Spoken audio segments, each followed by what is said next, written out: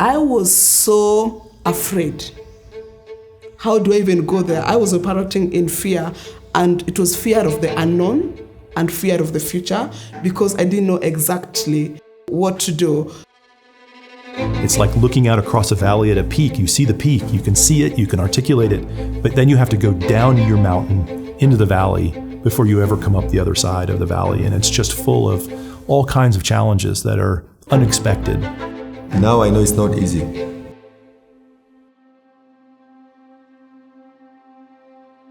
In my experience, some of the main challenges of social innovators who have an amazing vision, but when they move that vision, the translation of vision into reality is very hard. Growing and me being a teacher by profession and having to do management, work was not easy. And for years we operated without even a strategic plan. Because for us we thought, yes, we've been called, we want to do this. And so we just dived into, rescuing girls because we thought that we were doing it right. We didn't have structures in place, and the processes were taking long because we didn't have a place where we'll go and refer to. Statistically, we know that one of the things that separates successful innovators from unsuccessful innovators isn't the power of their idea. It's the power of the kinds of people that come around them and provide them that really critical mentorship at those key moments where maybe they had a skill that they didn't have that would be game-changing for them. A technical assistance that's provided at just the right time, or potentially financial resources that are given at just the right moment. That's part of all the different forms of community that are needed along this journey if these folks can take their ideas from a vision to reality. The networking part is actually a big issue because I cannot do it alone.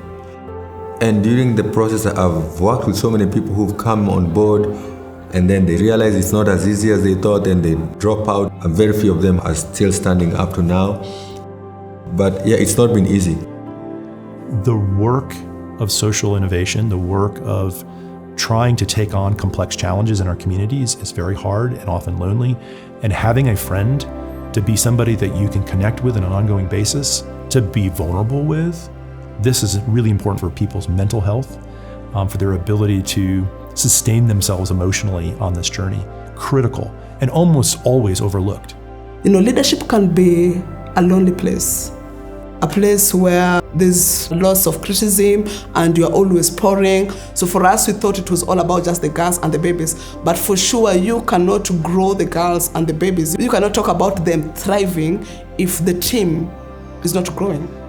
If the leaders are not being trained, if they are not being poured into, because you end up running from an empty camp.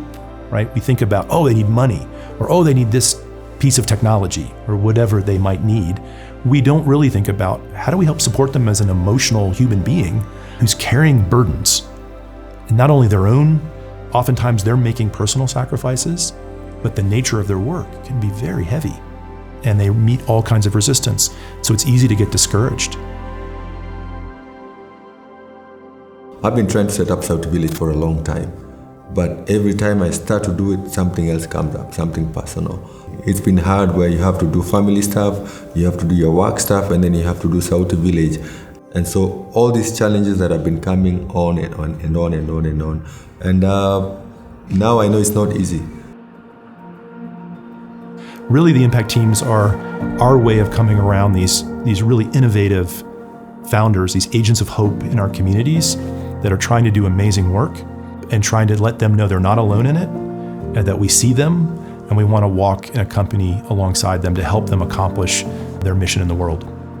We've been having mentorship through the teams where they've been bringing us along, introducing us to people who can tell us how to run an organization, how do you set up a board, how do you raise funds, and we've had one-on-ones with coaches, with people who are teaching us how the organization is run, and they're helping us to think through how we can grow and take Sauti Village to the next level.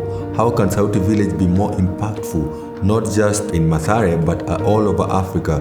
that is a big help that came to us. And so we really are grateful so much for Belmont University for allowing agents of hope like me to come in and learn how we can use what we have to impact more lives.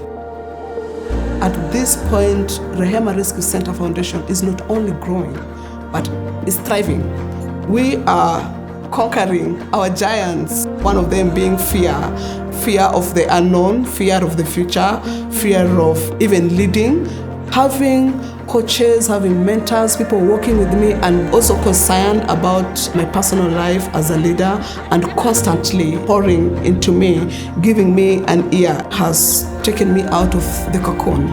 There's a proverb in Africa that says it takes a village to raise a child. That's exactly what we do here at Sauti Village. And so if you are there and you have something that can be beneficial to agents of hope, come out and be a blessing to them. When we do Rehema House, we believe that it is not just us. We need everybody to be part of impacting the lives of the girls and the babies by just saying yes and doing something. Most of us think that the way we can do good in the world, the way we can help, is either just by giving money or maybe volunteering somewhere, and both of those things are important. But actually walking with somebody over a period of time in very targeted ways, creating a community of purpose, accompanying a social innovator in the world, that's transformative. And there's fewer things that will be more rewarding for people, more educating to people, or it's transformative. So my advice to people in the world, no matter what profession they're in, is the impact team is a perfect opportunity for you.